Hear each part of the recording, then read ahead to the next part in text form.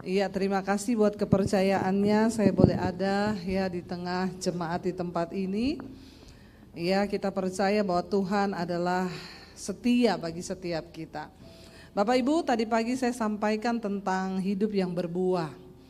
Ya, bahwa yang Tuhan Yesus inginkan dari hidup kita itu adalah berbuah. Bahwa satu saat kalau Tuhan Yesus datang nanti yang dia cari adalah buah. Makanya enggak peduli sehebat apapun pelayanan kita. Enggak peduli ya berapa puluh tahun kita sudah menjadi Kristen. Kalau Tuhan datang dia hanya bertanya mana yang melakukan firman-Ku.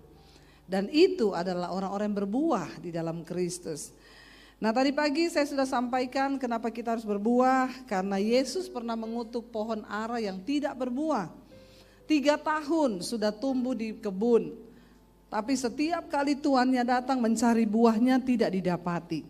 Sampai akhirnya tuannya berkata tebang saja, buang ke dalam api. Tetapi penjaga kebun itu berkata kasih kesempatan 1 tahun lagi Tuhan. Kalau dia tetap tidak berbuah baru kita tebang dan buang ke dalam api. Sudah cukup lama Tuhan memberikan kita kesempatan untuk berbuah. Jangan sampai Tuhan datang kita gak berbuah-berbuah. Yang kepahitan masih terus kepahitan. Yang selingkuh masih terus selingkuh, yang hidup dalam dosa masih terus melakukan dosa. Ayo kita mulai berbuah waktu kita melakukan firman. Nah salah satu penghambat untuk orang berbuah tadi pagi kita sudah belajar adalah ketika firman itu ditabur di tanah yang penuh semak duri. Salah satu semak duri itu adalah kekhawatiran yang menghimpit firman itu sehingga firman itu tidak bisa bertumbuh apalagi berbuah dalam hidup kita. Nah bahaya kekhawatiran ini ternyata luar biasa dan seringkali kita tidak menyadari tetapi itu terjadi. Kenapa saudara? Karena kita hidup di tengah dunia yang kelihatan mata tapi Tuhan itu tidak terlihat mata. Makanya seringkali kita pintar ngomong firman. Tapi pada dasarnya ketika kita disuruh mempraktekkan firman, percaya waktu kita belum melihat, rasanya sulit ya. Dan itulah sebabnya juga makanya banyak orang Kristen tidak mengalami mujizat Tuhan di dalam hidup mereka. Nah hari ini saya pengen membahas tentang satu hal yang sangat luar biasa yang bisa membuat iman kita tidak bertumbuh yaitu hal kekhawatiran. Mari kita baca bersama Injil Lukas pasal yang ke-12. Lukas 12 ayat 22. Yesus berkata kepada murid-muridnya, karena itu aku berkata kepadamu, janganlah khawatir akan hidupmu, akan apa yang hendak kamu makan, dan janganlah khawatir pula akan tubuhmu, akan apa yang hendak kamu pakai. Ternyata ada 2 hal yang memang membuat orang itu khawatir, hanya masalah perut dan masalah pakaian. Semua itu masalah-masalah yang tidak ada nilainya sampai pada kekekalan. Kalau kita mau serius berpikir yang bikin orang khawatir itu cuma 2 hal. Makanan dan pakaian kata Yesus di sana ya. Jangan khawatir tentang itu. Sebab apa? Ayat 23 berkata apa? Sebab hidup itu lebih penting daripada makanan dan tubuh ini lebih penting daripada pakaian. Apa artinya saudara? Manusia hanya sibuk bekerja mencari uang agar dapurnya ngebul, agar perutnya terisi. Tapi kita lupa Alkitab berkata hidup itu lebih penting daripada makanan. Mana yang benar? Hidup untuk makan atau makan untuk hidup? Yang benar. Tapi ada sebagian orang itu hidup untuk saudara bersyukur kalau berpikir bahwa hidup makan untuk berarti kalau makan untuk hidup yang penting apanya? Hidupnya ya. Kita makan itu supaya kita hidup. Tujuannya makan itu agar kita hidup. Benar yang Yesus katakan, hidup itu lebih penting daripada makanan. Kalau kita sadari bukan makanan yang terpenting tetapi hidupnya itu loh. Kita makan tempe, sambal, nasi enak enggak? Kalau disertai dengan ucapan Makan steak yang harga 1 juta, di Jakarta ada steak 1.500.000 harganya. 2.600.000 ada, sampai 3.500.000 ada. Saya diajak orang makan, ibu pilih, saya lihat harganya. Suami saya colek saya, enggak usah milih, biar yang ngundang yang milihin. Nanti kita salah, lihat harganya aja mau kecekik. Saya tanya, ini kenapa bisa mahal begini ya? Konon Bu, ini sapi-sapinya dipelihara khusus. Jadi sapi itu enggak stres. Dia makannya baik, dikasih vitamin, jadi juga dagingnya itu enak. Ini sapi pilihan. Dalam hati saya, biar sapi dagingnya enggak stres, kalau yang makan stres. Iya enggak? Iya, buat apa sapi enggak stres, orang yang makan stres. Yang ada saya bayar jadi. Iya, jadi yang penting sapi yang stres atau orang yang stres? Enggak penting sapinya mau stres atau tidak, yang penting kitanya ini loh. Ya, daripada makan begitu bayar stres, saya pilih makan di pinggir jalan aja, benar enggak? Enggak stres. Ya. Jadi saudara jangan salah ya. Yang paling penting itu hidupnya, bukan makannya. Ya, ada orang bilang, ya memang makan tempe sama sambal enak Bu, tapi kan lebih enak kalau kita makan daging. Ya, di restoran tuh lebih enak lagi. Jadi bahagia mana, makan tempe sama sambal atau makan daging sama steak di restoran? Bahagia mana? Memang ada yang sudah ditakdirkan tempe sama sambal memang ya. Yang jawab ini memang sudah ditakdirkan, Anda harus makan tempe sama sambal. Ya. Jadi sebenarnya kan bukan soal makannya apa. Tapi sebenarnya bagaimana soal kita nih bersyukur. Kayak kemarin saudara, saya tuh diundang ke Singapura ya. Saya angkat foto, 2 foto. Satu, saya duduk di emperan bandara di lantai, melantai sama suami, nyandar di tembok. Yang kedua, suami saya ngangkat foto, kita duduk di business class. Jadi orang tuh semua pada bingung, loh Bu Debbie naiknya business class kok duduknya di emperan di lantai. Saya bilang itu bukan pencitraan. Jadi ceritanya kita sampai di gate itu belum dibuka gate-nya, dan di situ ada si kursi tapi sudah penuh dengan umroh. Kaki saya ini udah mau meledak karena Singapura itu perjalanan bandaranya kan jauh, kita lari, apalagi kalau sudah mau dibilang tinggal 15 menit lagi sudah boarding. Kita lari jauh jalan, kaki saya itu udah kenyut sampai di situ nggak ada tempat duduk. Saya dan suami lihat, enak duduk di lantai nih.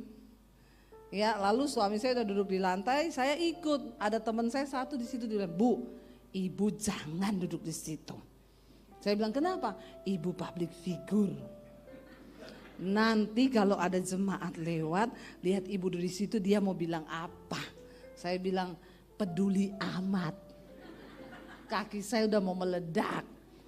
Biar orang bilang apa, saya mau duduk di situ. Jadi saya ikut suami saya duduk sambil selonjoran di lantai. Bener aja ada orang lewat, Ibu Debbie Basir ya. Saya bilang, iya Bu, Ibu saya mau minta foto ya. Tapi satu syaratnya, kalau Ibu mau minta foto sama saya, Ibu ikut ngemper sama saya di bawah. Karena saya gak mau berdiri, kaki saya udah sakit. Oke Bu, jadi dia duduk di bawah. Nah persoalannya kan bukan kita duduk di bisnis kelas atau lagi ngemper di bawah. Ya, persoalannya hati kita ini ada ucapan syukur enggak? Sama dengan makanan. Ya, saya banyak melihat orang kaya makan di restoran mewah, sekali makan tuh bisa 5-6 juta. Itu kita punya gaji sebulan ya. Kalau orang yang kerja ya yang biasa-biasa. Tapi makan dengan makanan yang 5-6 juta sekali makan, tidak ada damai sejahtera, suami istri bertengkar, anak-anak bertengkar. Lebih baik kan makan tempe sambal tapi hidup dalam damai sejahtera toh. Jadi saudara imani yang mana ini? Balik lagi tempe sama sambal. Memang orang Pasuruan ya. Nomor 1 tempe is the best memang ya. Iya, jadi maknanya Yesus ini lagi menjelaskan. Kenapa engkau khawatir? Karena engkau salah menilai, engkau pikir makanan itu lebih penting daripada hidup. Yang Tuhan nilai adalah cara hidup kita, bukan cara makan kita. Yesus bilang, Alkitab bilang makan itu dimakan turun ke perut lari ke jamban. Tapi hidupmu harus engkau pertanggungjawabkan di hadapan Tuhan. Jadi yang terpenting adalah cara hidup. Ya kalau makan tuh gampang, apalagi kayak kita masih daerah begini, ada halaman di belakang tanam daun singkong, daun pepaya, mau makan tinggal rebus daun singkong bikin sambel, toh enak gak itu? Enak, saya yo seneng kayak begitu. Ya itu lebih enak, artinya apa? Sebenarnya kan gak ada alasan untuk kita khawatir kalau hidup kita ini benar dalam Tuhan. Masalahnya orang jadi khawatir karena dia pikir apa yang mau dia makan. Lalu Yesus bilang, bukankah tubuh lebih penting daripada pakaian? Tapi kalau mau sok iya ikut orang, ya beli baju 1,5 juta di Jakarta banyak, baju 2,5 juta satu baju. Ya saya sih dikasih ya, saya nggak beli, cuma kalau lihat harganya aja. Ya. Kalau mau ikut yang begitu ya stres hidup kita. Makanya banyak kekhawatiran. Ya lihat orang pakai ini kita juga mau pakai yang begitu. Orang begini kita juga mau gitu. Yesus bilang yang terpenting itu tubuh daripada pakaian. Artinya apa? Tubuhmu itu bait Allah. Satu saat waktu kita mati Tuhan tidak tanya merek pakaianmu apa. Yang dia tanya selama engkau hidup tubuhmu itu engkau pakai buat apa? Tubuh bukan untuk persinahan, tubuh bukan untuk percabulan, tubuh bukan sesuatu yang untuk hal-hal yang negatif, tapi tubuh ini tempat berdiamnya Tuhan. Enggak penting pakaian kita apa, asal ada Tuhan dalam tubuh kita, itu yang membuat hidupmu bernilai. Amin. Orang kadang ngomong, Bu Debbie ya, Bu ibu itu kalau khotbah bajunya itu toh. Saya bilang, Bok Ben, emang gue pikirin. Saya tuh biasa aja, saya nggak pernah loh saudara mau pelayanan hari Minggu, hari Jumat saya siapin baju, saya siapin ini, enggak ya pokoknya apa aja yang ada udah saya pakai, sampai kadang itu terus aja, Mbok Ben. Bagi saya tuh nggak penting, yang penting tubuh kita ini, hidup kita ini berkenan nggak sama Tuhan. Jangan terlalu pusingin hal-hal yang seperti itu, sehingga banyak orang pencitraan. Ya akhirnya karena pencitraan kepengen ya mau gaya-gayaan ikut-ikut orang ya foto di restoran mewah di Jakarta sih di sini nggak ada yang ngaku. Ya akhirnya biasanya orang-orang yang kena kekhawatiran itu apa? Orang yang sombong, orang yang tinggi hati, orang yang suka iri hati itu ya sudah akhirnya dia kena kekhawatiran. Tapi orang yang hidup apa adanya itu enak. Ya, kita hidup apa adanya itu enak, nggak usah maksa hidup ini. Amin. Tadi pagi saya sampaikan, jangan banyak cicilan supaya nggak banyak kekhawatiran. Karena dua hal yang membuat jantung berpacu dengan cepat, jatuh cinta dan jatuh tempo. Ya, kalau banyak jatuh tempo ya itu jantungnya deg-degan. Aduh, udah mau tanggal jatuh tempo. Saudara, yang namanya kekhawatiran hidup ini sangat berbahaya, bisa membunuh iman. Makanya kita harus kenali apa yang harus saya kurangi. Pemahaman, ini pemahaman yang luar biasa yang Yesus beri. Tubuh lebih penting dari pakaian, hidup lebih penting dari makanan. Kalau kita menyadari pemahaman ini, tidak khawatir hidup kita. Ayat yang ke-24 Yesus berkata apa? Perhatikanlah burung-burung gagak yang tidak menabur dan tidak menuai, tidak mempunyai gudang atau lumbung. Namun demikian diberi makan oleh Allah, betapa jauhnya kamu melebihi burung-burung itu. Gudang pada zaman dulu itu kan belum ada bank. Jadi kalau zaman sekarang orang nyimpan uang di bank, zaman dulu mereka nggak ada bank. Mereka menimbun hasil tanah, hasil panen itu di gudang. Ya itu untuk satu tujuan supaya ini ada jaminan untuk kehidupannya kelak, supaya dia nggak lapar. Nah Yesus berkata burung gagak itu nggak punya gudang, nggak punya lumbung. Ya tapi demikian betapa luar biasa Allah memberi makan. Ya, burung itu nggak ada yang khawatir loh. Pernah enggak saudara lihat burung merenung di pohon begini ya? Atau saudara pernah lihat monyet ketek itu loh, ketek merenung. Ada sih fotonya ketek merenung, katanya gini, susah jadi manusia, mending jadi ketek. Ya, mereka nggak pernah khawatir. Burung itu nggak ada lumbung, dia nggak nyimpen makanan. Bahkan besok aja dia nggak tahu mau makan apa. Tapi dia nggak khawatir. Tuhan suruh kita belajar dari burung yang tidak pernah khawatir. Ya, dia mau ada makanan, dia tahu pokoknya besok itu pasti dia makan. Ajaib ya, makanya saya tuh kalau lihat burung-burung terbang tuh, ini burung ya. Yes, kenapa Tuhan tuh suruh kita belajar dari burung? Ya, kalau pagi itu saya bangun di rumah suka lihat ada burung terbang dari pohon ke pohon. Ya, saya pikir dia tuh makan apa ya? Kok yo hidup loh. Makanya Alkitab mencatat, Yesus bilang belajar dari burung-burung itu. Betapa kamu itu jauh lebih bernilai di mata Tuhan daripada burung-burung itu. Asal kita mengerti makna hidup yang sesungguhnya, bahwa tubuh lebih penting dari makanan, tubuh lebih penting dari pakaian, hidup lebih penting daripada makanan. Ayat 25, siapakah di antara kamu yang karena kekhawatirannya dapat menambahkan sehasta pada jalan hidupnya? Siapa nih yang khawatir? Aduh, saya khawatir bagaimana ya masa depanku, bagaimana tiba-tiba ting saldomu bertambah. Ada di sini yang karena khawatir terus kita dapat untung gitu? Enggak ada kan? Khawatir tidak menambah apa-apa, malah membawa sesuatu yang negatif dalam hidup kita. Saudara, kalau saya bicara ada orang tuh WA ke saya gini, Bu Debbie, saya tuh dengar khotbah ibu, mungkin dia dengarnya yang akhir-akhir ini kali. Saya banyak bersaksi tentang mujizat Tuhan. Dia kayaknya subscriber baru. Dia nggak ngikuti khotbah saya dari awal-awal bagaimana penderitaan saya. Saya dengar khotbah ibu tuh kayaknya enak banget ya, ibu ngalami mujizat begini ya Bu. Bu, saya cuma mau bilang sama ibu, hidup itu keras Bu. Di luar sana itu hidup itu pahit Bu. Saya balas, seberapa pahit hidupmu? Ceritakan sama saya. Ya, saya bukan pendeta yang hanya berkhotbah dan suruh jemaat percaya kepada Tuhan. Saya mengalami. Di antara Bapak Ibu di sini, siapa yang pernah hidup tanpa seorang pun dalam hidupmu, tanpa uang 1 sen pun? Coba angkat tangan. Ada di sini yang pernah hidup tanpa siapa-siapa dan tanpa uang 1 sen pun. Saudara nggak tahu mau ngapain? Coba angkat tangan.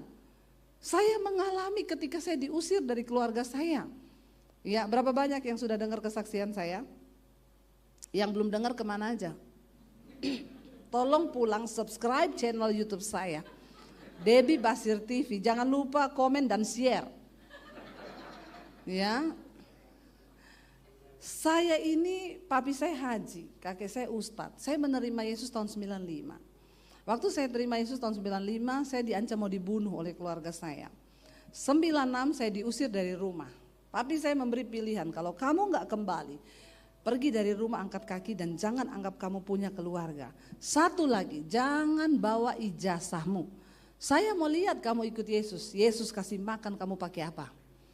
Saya tinggalkan keluarga saya dengan bercucuran air mata. Saya menangis, Tuhan, ini pilihan terberat bagi saya. Kalau saya tinggalkan rumah, saya mau makan apa? Saya mau hidup di mana? Bahkan ijazah pun tidak boleh dibawa. Jadi saya memulai hidup bersama Yesus bukan dari nol, dari min. Kalau masih ada ijazah, saya masih bisa cari kerja. Tapi saya tidak ada ijazah. Ya sudah, saya tinggalkan rumah tahun 96 dari kota Poso. Saya ke kota Palu 7 jam perjalanan. Di sana saya cari sepupu saya, dia tinggal di kos-kosan. Dia juga ngekos ya, untuk bisa dapat makan di situ, supaya saya bisa tinggal gratis di rumah itu. Ada 1 rumah kos. Saya cuci baju anak-anak kos itu, saya nyapu, nyetrika, masak, ngepel, untuk bisa numpang tinggal dan numpang makan. Kalau ada uang anak kos masak, kalau enggak ya sudah puasa terpaksa. Saya mengalami. Jadi kalau ada orang bilang, Bu, hidup ini keras, saya mau tanya, seberapa keras hidupmu? Enggak usah alay lebay. Saya pernah mengalami, tidak ada uang 1 sen pun di tangan. Enggak ada siapa-siapa yang saya bisa taruh harap untuk saya berharap. Pergi minta uang, pinjam uang, enggak pernah. Makanya Alkitab Yesus berkata benar, diberkatilah orang yang mengandalkan Tuhan, tapi terkutuklah orang yang mengandalkan manusia. Jangan andalkan manusia, hidupmu terkutuk loh, terkutuk kata Alkitab. Banyak orang Kristen tidak menyadari hidupnya di bawah kutukan. Kenapa? Karena dia hidup mengandalkan manusia. Andalkan orang tua, andalkan saudara ipar, andalkan siapa aja. Ada masalah dikit pinjam uang, utang kanan kiri. Makanya hidupmu terkutuk. Engkau tidak pernah mengandalkan Tuhan. Saya setiap hari puasa. Bukan cuma karena memang saya pengen deket Tuhan. Karena memang di situ tidak ada makanan. Anak kos saudara, makan buat dia aja sulit. Jadi saya tiap hari puasa, berdoa, saya cari Tuhan, Tuhan nasibku ini ke depan mau jadi apa. Saya enggak ada ijazah, saya enggak bisa cari kerja Tuhan. Apa yang harus saya lakukan?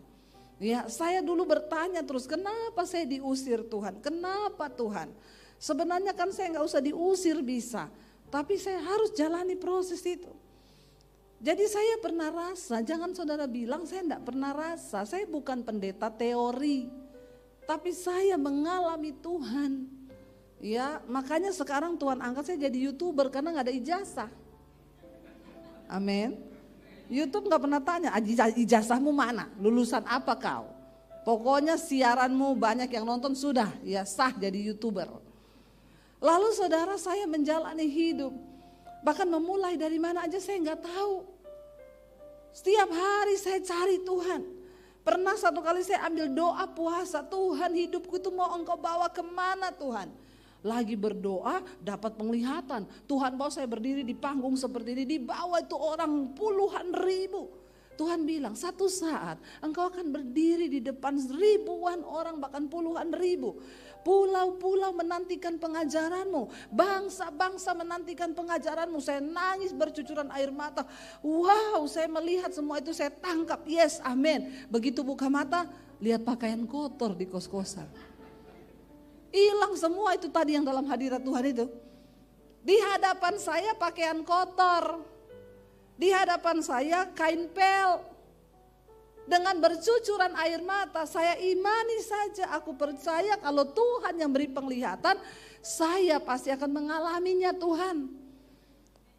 Dan itu tidak saya dapatkan 1-2 tahun. Banyak orang Kristen lelah menunggu, dia berhenti mengharapkan Tuhan sehingga dia gak bisa melihat. Saya mau bersaksi sama saudara, itu saya alami penglihatan itu tahun-tahun 96, 97 di kota Palu di kos-kosan. Saya baru mengalami Tuhan menggenapinya itu di pandemi ini. Di tengah masa pandemi saya diundang pelayanan ke Amerika saudara. Ya, waktu bulan Desember kemarin saya baru pulang 5 minggu. Ya, pelayanan di New York, di New Jersey, Philadelphia, Colorado, Atlanta. Kami keliling terbang ke beberapa negara di sana. Saya melihat Alkitab berkata, bangsa-bangsa Tuhan ngomong waktu itu menanti pengajaranmu. Pulau-pulau, saya bisa datang ke Pasuruan nih jadwalnya sudah diminta 1 tahun yang lalu. Ya tadi Bapak bilang Bu bulan-bulan dalam dekat ini tidak ada Pak, sudah penuh. Tahun depan saya pun tidak bisa janji. Ini kalau saya masukin tahun depan Pak sudah full lagi nih minggu. Tapi saya masih mengalir aja tunggu Tuhan nih. Saya nggak mau terpatok nanti sudah penuh lagi. Hari ini saya justru menolak banyak permintaan pelayanan. Lah Debbie Basirnya 1, Indonesia aja sekarang udah berapa provinsi saudara. Ya semua minta pelayanan. Apa yang Tuhan ucapkan? Sekarang YouTube saya subscribe-nya 625 ribuan. Ya hari ini. Setiap malam mesbah doa itu yang nonton sampai 60 ribu. Mesbah syukur pagi itu kadang hampir mencapai 100 ribu. Tuhan ngomong, aku penuhi semua yang dulu aku ucapkan. Sekali khotbah di YouTube, yang nonton ada yang sudah jutaan. Itu mimbar yang Tuhan berikan sama saya di YouTube. Itu terjadi kan, engkau berdiri di depan puluhan ribu orang kan. Kalau malam itu saudara, yang ikut live streamingnya aja masuk di live chat itu, ya berkisar sekitar 16 ribuan. Ya, saya melihat itu kan jemaat ya. Saya di Amerika pergi nonton opera, gedungnya besar. Kita nonton opera cerita Alkitab tentang Daud. Ya, saya lihat tuh gedung bertingkat-tingkat sampai ke bawah, tangga-tangga, orang duduk semua di dalam ruangan teater itu. Saya tanya, ini berapa ya kapasitasnya? 4.500 Bu. 4.500 sebanyak ini. Tiba-tiba Roh Kudus ngomong, setiap malam kamu mesbah doa. Itu yang muncul di live chatting, 14.000 sampai 16.000. Kalau dibikinin gedung, berapa kali lipatnya ini? Saya baru sadar, oh ya, berarti itu jemaat kalau dikumpulin banyak banget ya. Nah, saudara bayangkan, itu yang nunggu setiap jam 8 malam. Kalau saya memilih untuk khawatir dan tidak percaya kepada Tuhan, saya rasa saya tidak akan melihat hari ini. Tuhan bilang, teruslah berbuat baik, karena jika engkau tidak menjadi lelah, engkau akan melihat janji-janji Tuhan digenapi dalam hidupmu, amin. Tapi banyak dari kita menjadi lelah lalu putus asa, lalu makanya saya mengalami, kalau ada jemaat merasa ibu sih belum pernah dikejar-kejar, ditagi-tagi utang. Saya tanya, kenapa kamu lagi mengalami masalah apa? Saya dikejar debt collector Bu, berapa lama? 6 bulan, saya 2 tahun dikejar debt collector. Saya bersaksi kepada saudara, bukan saya tidak mengalami masa-masa sulit. Dan Tuhan harus mengizinkan semua itu saya lewati supaya saya bisa bersaksi. Karena Tuhan tahu banyak jemaat yang alay lebay. Ya, saya pernah mengalami itu. Saya tidak pinjam uang ke orang, saya enggak cari di mana-mana, saya berlutut di kaki Tuhan. Dan mujizat terjadi bukan hanya bagi hamba Tuhan, bagi orang yang percaya kepada Tuhan. Katakan, amin. Enggak ada yang mustahil. Makanya Yesus bilang, ya, siapakah di antara kamu yang karena kekhawatirannya dapat menambahkan sehasta saja pada jalan hidupmu? Tidak bisa. Jadi kalau kamu tidak sanggup membuat barang yang paling kecil, mengapa kamu khawatir tentang hal-hal lain? Kalau kita nggak bisa bikin apa-apa, kenapa kita harus khawatir? Toh kita juga nggak bisa menambah apa-apa dengan kekhawatiran kita. Mending berserah, belajar percaya. Waktu khawatir nyanyi, katakan. Nyanyi aja kalau khawatir, mulai iblis ngomong, oh nanti kamu begini, kita khawatir kan? Nyanyi memuji Tuhan saudara. Firman-Mu berkata kau besertaku. Iblis bilang menghibur diri. Terus, maka kuat roh dan jiwaku. Setan bilang, terus hibur diri. Tangan-Mu Tuhan selalu ku nantikan. Lawan iblis dengan firman Tuhan supaya dia lari daripadamu. Kuat-kuatan iman, ayo saudara. Tuhan tidak terlihat, tapi dia nyata bagi setiap orang yang mau percaya. Makanya dia ulangi terus kepada bangsa Israel. Aku Allah yang memanggil engkau adalah Allah yang hidup. Bukan Allah yang mati. Tuhanmu itu hidup loh. Amin.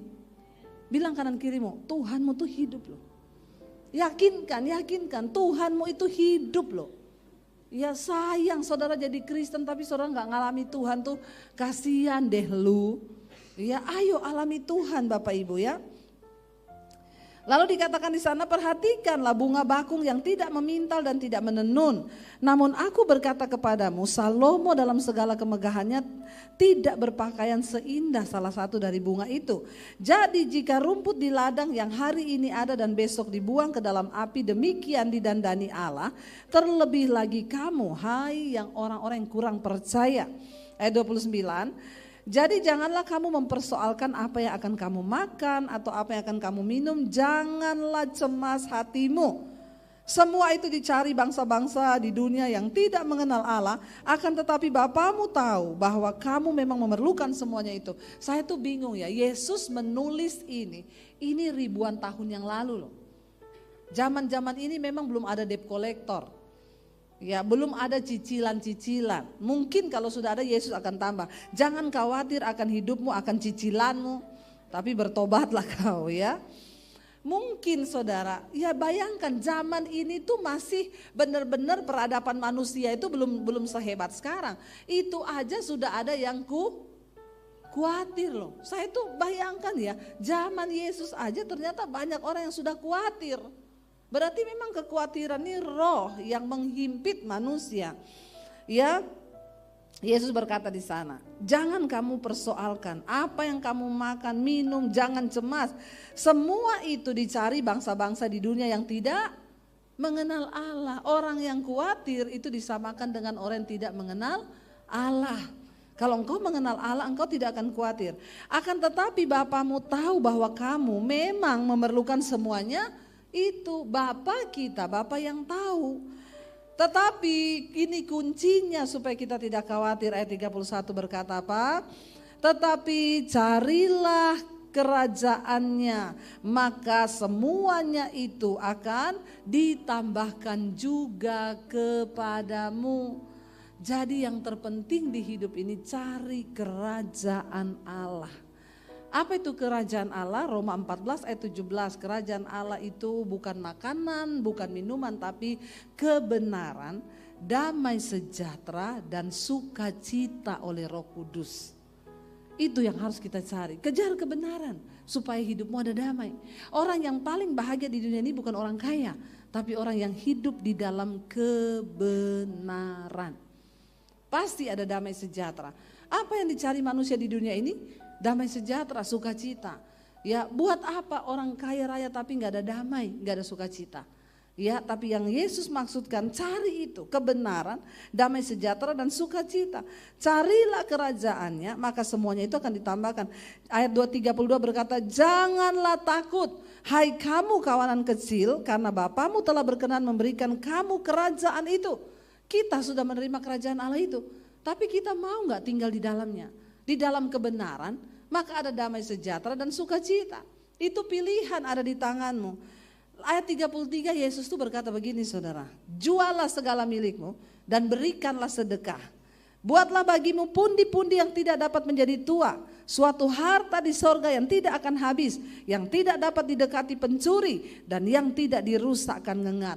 Kunci agar orang itu tidak khawatir, banyak-banyaklah menabur, bersedekah. Siapa di sini yang punya komitmen bersedekah? Angkat tangan coba yang suka bersedekah. Enggak ada, buka kolam baptisan. Kita baptis ulang rendam 20 menit ini. Biar buka mata langsung di rumah Bapa di sorga.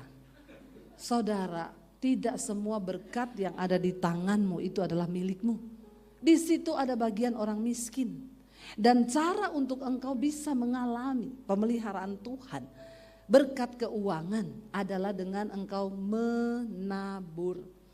Satu hal yang saya syukuri, saya ini bukan mau sombong, tapi saya belajar melakukan firman. Saya tahu kunci dari diberkati Tuhan itu menabur.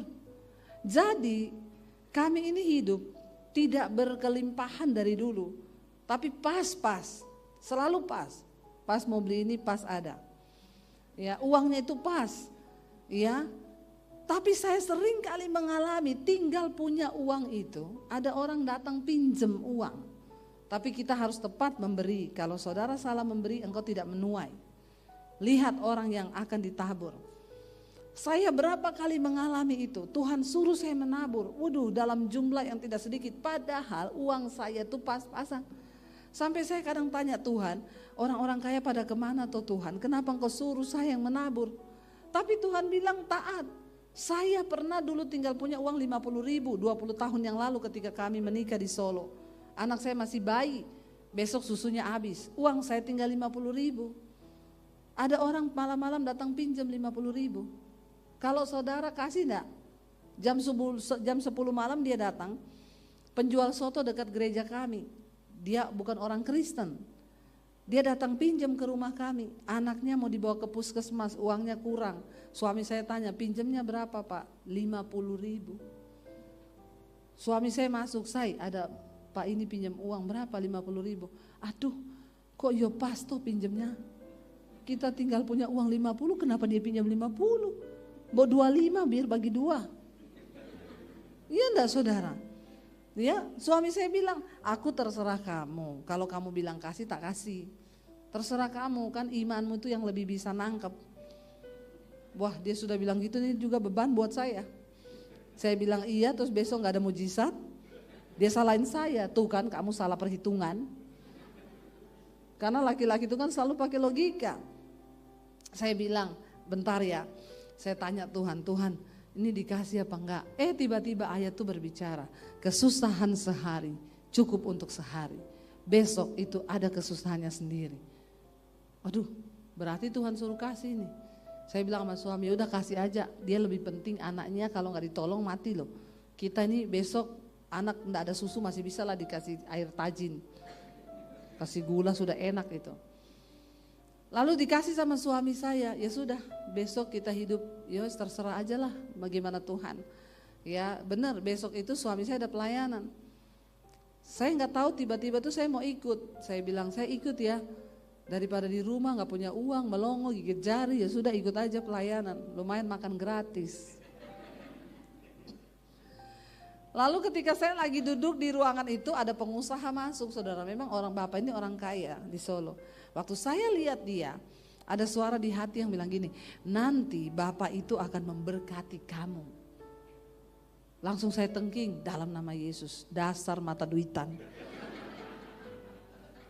Begitu lihat orang kaya, langsung ada suara hati yang berkata, muka langsung berubah jadi celengan babi.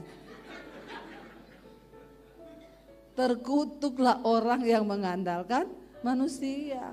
Saya tengking langsung tuh suara. Tapi suara itu muncul terus. Lalu saya bilang ini, Tuhan kalau memang ini dari Tuhan pasti terjadi. Selesai ibadah makan-makan, sudah makan-makan. Bapak itu gak deket-deketin saya. Saya bilang berarti ini memang suara hati mata duitan. Nggak usah digubris. Jangan datangi Bapak itu terus bilang, Bapak Tuhan berbicara. Bapak tatap mata saya. Tuhan bilang Bapak harus memberkati saya. Kan banyak kan yang begitu-begitu. Bawa nama Tuhan berlu buat. Lu buat-buat. Ya enggak usah berlu buat-buat ya. Saya tunggu aja saudara. Selesai semua doa penutup sudah pulang. Di tangga mau turun, saya salaman sama Bapak itu. Dia pegang tangan saya, dia bilang, apa kabar kalian berdua? Baik Pak, tunggu. Tuhan suruh loh saya berkati kalian. Saya dalam hati, bener nih Tuhan tuh bener. Sini duduk. Saya mau berdoa ya buat kalian. Berkatnya doa. Haleluya, puji Tuhan 12 kali. Doa juga berkat. Ya udah kita duduk didoakan sama dia gini bla bla bla. Habis itu ya sudah Pak, terima kasih, kami pulang dulu. Tunggu. Tuhan suruh loh saya. Semua yang ada di dompet saya suruh kasih sama kalian. Beneran Pak? Terus Bapak pulang naik apa? Ongkosnya kalau Bapak kasih semua sama saya bawa sopir. Kalau nggak ada saya pinjemin 50.000 Pak. Dia ambil dompetnya saudara, saya ingat waktu itu 750.000. 20 tahun yang lalu saya pinjemin bapaknya itu 50.000 kan yang tukang soto. Bapak itu ngasih saya zaman itu 750.000. Ini ya Bu, semua yang di dompet saya Tuhan suruh kasih. Waduh puji Tuhan, terima kasih ya Pak. Ini jangan ditolak, terima kasih sama Tuhan, jangan sama saya. Oh iya. Sudah mau pulang, tunggu. Nggak tahu nih Tuhan suruh saya, ada nomor rekening BCA nggak? Saya bilang ada Pak, berapa? Lupa Pak. Rekening jangan dilupa saudara, tolong dihafal. Supaya jangan terhalang berkatmu. Waktu itu saya lupa, sekarang hafal saya Pak, 78503402447 Debbie Basir, BCA. Ya dulu lupa saya. Dia bilang wah lupa ya. Ya udah besok pagi aja ya kirim. Tapi kan kita percaya kalau itu berkat Tuhan dia nggak berubah kan. Ya udah saya kirim. Jam 8 pagi dia bilang ya iya, tunggu jam 8. Jangan jam 5 sudah di WA. Terlalu bersemangat. Berkat Tuhan enggak usah direkayasa. Kirim dia bilang jam 8, kirim jam 8. Enggak usah ditanya lagi, Pak sudah transfer belum ya? Nih banyak orang Kristen kayak begitu tuh. Ya. Akhirnya jam 8 saya kirim, Pak ini nomor rekening BCA saya. Oh iya, jam 10 dia telepon. Ibu lagi di mana? Lagi di rumah sama suami. Bisa ke bank BCA sini enggak? Kebetulan dekat rumah. Bisa Pak. Saya mau kasih tunai aja. Ada yang mau saya sampaikan. Kita datang, dia kasih amplop coklat. Bu, ini Tuhan loh yang suruh loh. Saya nggak tahu kenapa, tapi saya baru kali ini kayak gini. Jadi terima kasih ya sama Tuhan. Tuhan tuh mengasihi kalian banget. Ini ada uang 10 juta. 20 tahun yang lalu. 10 juta. Ini jemaat responnya lambat banget ya. Nggak ada yang tepuk tangan. Nggak ada yang bilang wow. Tolong agak-agak respon biar hidup di gereja. Amin. Saya bayangkan kalau pendeta yang khotbah di sini kaku sudah mati gaya dia. Soalnya jemaatnya juga mati gaya. Tolong kalau ada pendeta khotbah ngomong agak ini, saudara langsung amin, yes gitu ya. Jadi hidup gereja ya. Akhirnya saudara, dia bilang ini ada uang 10 juta loh, 20 tahun yang lalu tuh banyak sekali. Jadi total dia, nah itu sudah mulai ada amin, bagus ini. Siapa yang bilang amin tadi? Ambil sepeda di bawah. Sepedanya siapa aja ambil aja pokoknya itu ya. Jadi saudara, ya 10 juta 750 ribu. Saya yakin ya kalau hari itu saya nggak peka, saya nggak kasih uang 50 ribu itu, kita pasti nggak lihat mujizat itu. Iya kan? Jadi suami saya imannya semakin bertambah. Ih bener ya saya. Makanya suami saya itu sekarang gini, say, kalau ada orang Tuhan gerakkan untuk kau berkati, enggak usah tanya-tanya saya. Kasih saja. Dia tahu istrinya ini, Alkitab bilang kan istri yang takut Tuhan itu suaminya enggak kekurangan keuntungan. Karena istrinya takut akan Tuhan.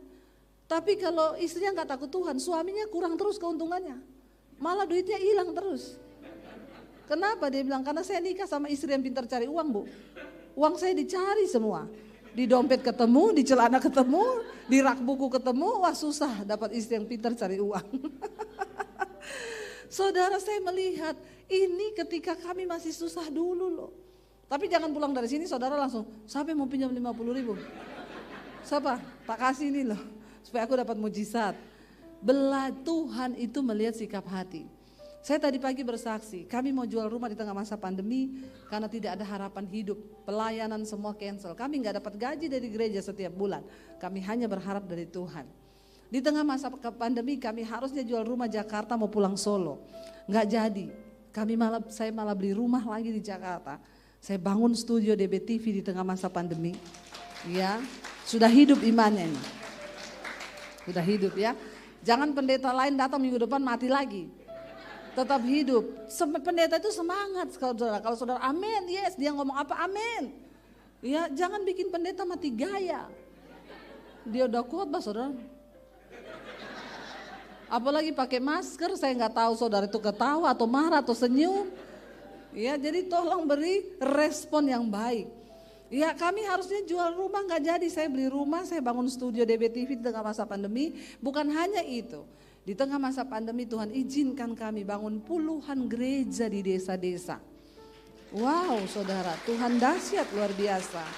Ya, hari ini kami sedang bangun sekolah misi di Bandungan, Semarang. Kami punya kerinduan untuk sekolahkan orang-orang dari desa yang mau jadi pendeta. Mereka masuk sekolah gratis lalu mereka pulang kembali ke desanya. Satu kerinduan yang Tuhan taruh di hati saya supaya Indonesia dimenangkan bagi Tuhan. Supaya Indonesia diselamatkan bagi Tuhan. Saya undang para imam musik. Kalau ini kayaknya tepuk tangannya pengen cepat selesai. Makanya kenceng banget ya. Dalam hatinya udah habis waktu nih Bu. Silakan imam musik maju ke depan. Saudara jangan pernah ragukan Tuhan.